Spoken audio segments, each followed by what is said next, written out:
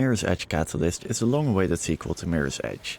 You once again play as Faith Connors in the City of Glass, where you work as a glorified package delivery person and also try to overthrow the corporations ruling over the city.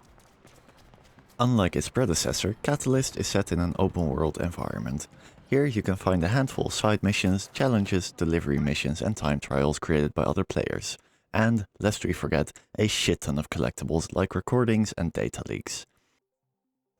The city in itself is cool to explore, and traversing it feels really nice with the moves that you have.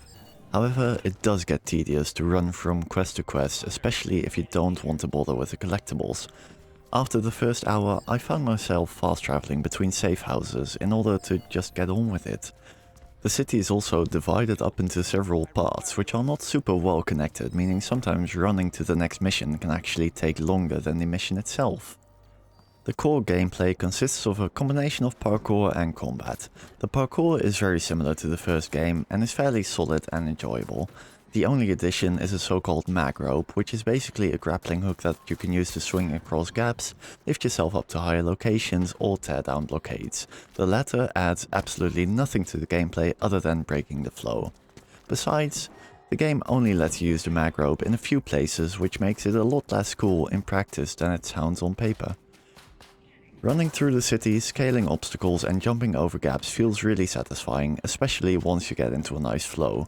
There are definitely moments where Faith doesn't do what you intend to do, which can be frustrating, but those moments are pretty sparse and even more so once you become more familiar with the controls.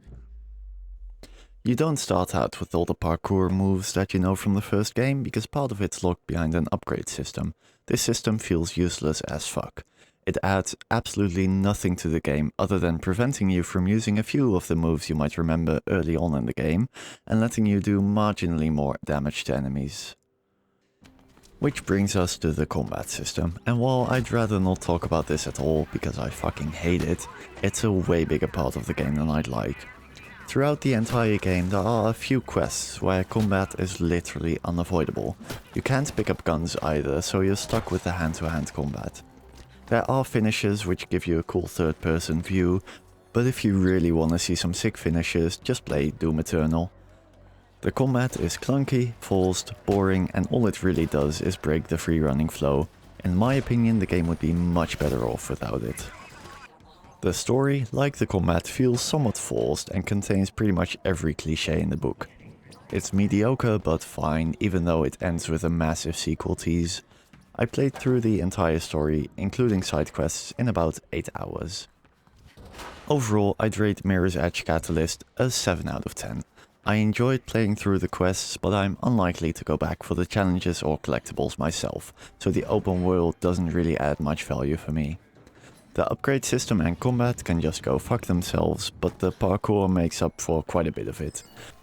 I just wish there was more parkour and less of the other stuff breaking the flow. In conclusion, if you're someone who likes spending hours upon hours completing every challenge and collecting every single collectible in the open world, you'll probably enjoy this game. If you like the original Mirror's Edge and want more of the same, I'd also recommend it, albeit somewhat more cautiously. If you're neither of those and just want to get into the series, I would almost recommend you play the original, were it not for the fact that at the time of this review they're equally expensive and Catalyst will definitely give you more bang for your buck.